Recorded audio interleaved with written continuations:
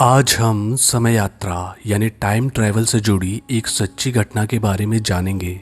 ये घटना जून 1951 की है, जब एक रात 11 से 11:30 के बीच न्यूयॉर्क टाइम्स स्क्वायर के सामने एक आदमी अचानक प्रकट हो जाता है।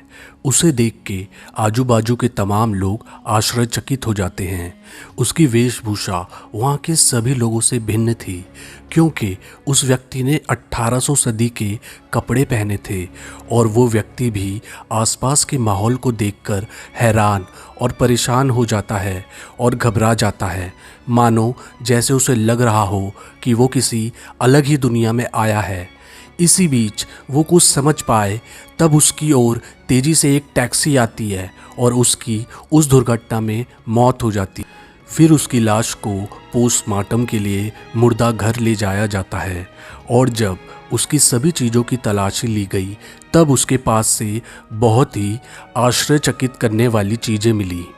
उन चीज़ों में तांबे का एक टोकन था, एक बिल जिस पर घोड़े के तबेले का पता और नाम लिखा था, एक बिजनेस कार्ड था जिस पर रुडोल्फ फेंज नाम लिखा था और उस पर 5th एव इस प्रकार का पता था, और उसके पास से $70 के पुराने नोट थे जो एकदम नए लग रहे थे, और एक खत था जिस पर 1876 का स्टैंप लगा था।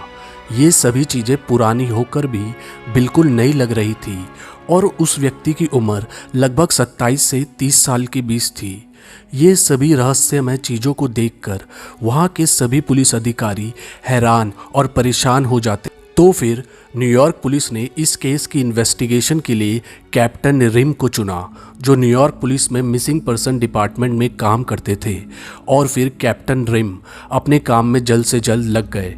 उन्होंने उस बिल और टोकन के अनुसार तबेले और सैलून की खोज करनी शुरू कर दी, पर ऐसी जगह फिर उन्होंने वहाँ के बड़े बुजुर्ग व्यक्ति से बात की। उनको भी उस जगह के बारे में मालूम नहीं, पर उस बिजनेस कार्ड से जो पता मिला वहाँ पर 5th एव का एक ऑफिस था, पर वहाँ कोई भी रुडोल्फ फेंज नाम के व्यक्ति को नहीं जानता था। अब उसके पास मिले बिजनेस कार्ड से ही उसे रुडोल्फ फेंज नाम से ही जाना जाने लगा। फिर कुछ दिनों बाद कैप्टन रिम को एक टेलीफोन डायरी में एक नाम दिखा, वो था रुडोल्फ फेंज जूनियर, और ये टेलीफोन डायरी 1939 की थी। तो फिर कैप्टन रिम जल्द से जल्द उस पते पर गए, पर वहाँ जाके पता चला कि रुडोल्फ फेंज जूनियर की मौत 5 साल पहले ही हो चुकी है, मगर उसकी विधवा पत्नी फ्लोरिडा में रहती है। उनकी पत्नी का पता मिलने के बाद कैप्टन रिम उनसे मिलने गए। तो फिर रुडोल्फ फेंज जूनियर की पत्नी ने जो बात बताई वो बहुत ही चौंका देने वाली थी। विधवा पत्नी ने उन्हें बताया कि रुडोल्फ फेंज सीनियर ये व्यक्ति रुडोल्फ फेंज जूनियर के पिता हैं और वो 29 साल की उम्र में 1876 में अचानक गायब हो गए थे। उस विधवा पत्नी ने बताया कि एक दिन शाम को वो सड़क पर घूमने गए थे और उसके बाद ना ही वो घर वापस आए और ना ही उनको तब से किसी ने देखा। इसकी पुलिस कंप्लेंट भी तब की। ये पूरी बातें सुनकर कैप्टन रिम बहुत ही हैरान और परेशान हो। फिर उन्होंने 1876 के लापता लोगों की पुलिस फाइल देखी तो उन्हें विश्वास हो गया कि विधवा पत्नी ने जो बातें बताई वो सब सच थी। उस फाइल में जिस व्यक्ति का हुलिया और वेशभूषा का वर्णन किया था, ठीक उसी तरह से उस व्यक्ति का मेल खा रहा था जिसकी उस सड़क हादसे में मौत हो गई थी। इससे ये निष्कर्ष निकलता है कि रुडोल्फ फेंज ये व्यक्ति अचानक टाइम ट्रैवल करके अपने समय से 75 साल आगे भविष्य में आ गए थे, पर दुर्भाग्यवश वो कुछ समझ पाए उनकी उस सड़क हादसे में मौत हो जाती है।